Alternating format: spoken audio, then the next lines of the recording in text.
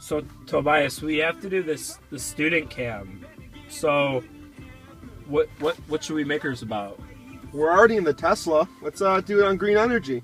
All right, that sounds like a good idea. Global warming, or none like it hot.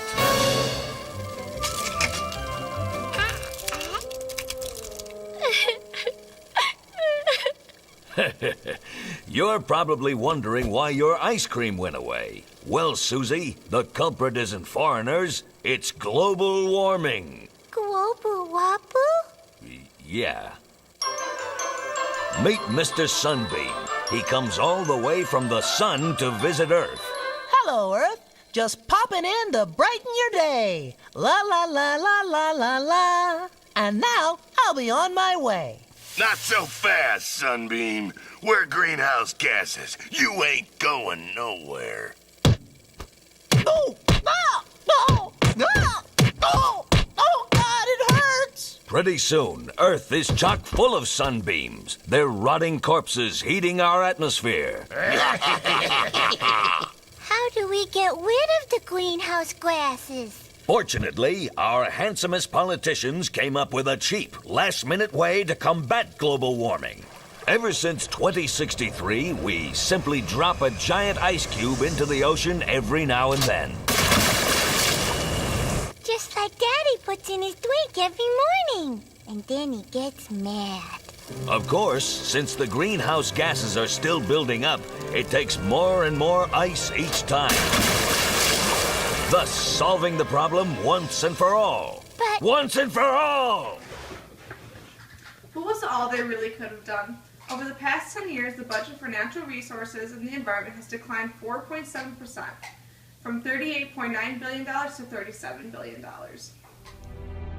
The assumption's something like this: the Earth is so big, we can't possibly have any lasting harmful impact on the Earth's environment.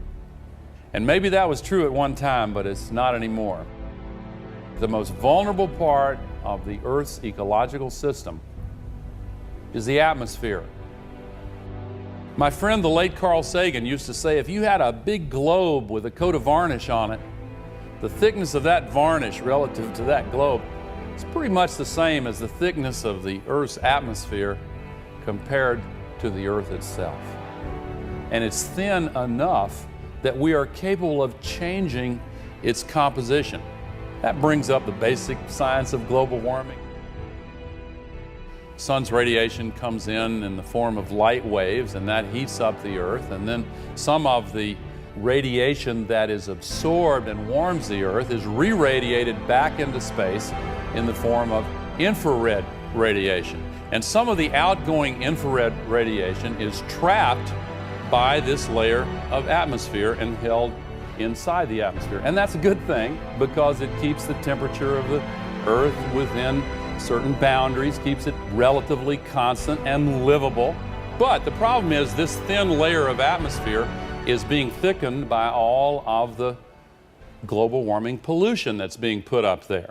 And what that does is it thickens this layer of atmosphere. More of the outgoing infrared is trapped. And so the atmosphere heats up worldwide. Solving the problem once and for all. But Once and for all! Climate change is already contributing to significant environmental changes, unprecedented droughts, floods, and hurricanes, to name a few. But climate change is not only a serious environmental problem, it's a serious economic problem as well. American businesses, large and small, understand this threat, and they're responding accordingly. They're increasing their energy efficiencies, reducing pollution, and implementing more sustainable business practices. American businesses understand that the changing climate is already hurting their bottom lines, and they're taking action to strengthen their competitiveness and their resiliency. Congress should be doing the same, yet our majority continues to stick its head in the sand and do nothing. Climate change poses a real and immediate threat to our economy, and we really can't afford to wait any longer. I urge my colleagues to join with American businesses in taking action now to address this urgent problem. In Congress, I propose we make this the year we stop ignoring climate change. Last year, CO2 concentrations reached dangerous new heights in our atmosphere, we suffered through and paid for record-breaking extreme weather events, and we received dire new projections from international scientific organizations on the threat posed by climate change. And what did the Republican-led House do? It continued its anti-environment voting record, voting 109 times in 2013 to weaken environmental protections. This behavior is reckless and irresponsible. Despite the gridlock in Congress, the Obama administration has been making progress. Under the president's leadership, the nation has doubled the production of renewable energy like wind and solar. Vehicles are more fuel efficient, and toxic air pollution for power plants has been cut dramatically. Let's work with the president this year to build off these successes so that December 31, we can look with pride that we finally took action on climate change. Congress should take steps in order to eliminate greenhouse gases, in order to save our planet and environment. One major step into doing this is cutting fuel emissions and supporting electric cars. An electric car is as easy as one. Asked the girl what she wanted to be. She said, baby, can't you see? Turn it on. Oh. 2.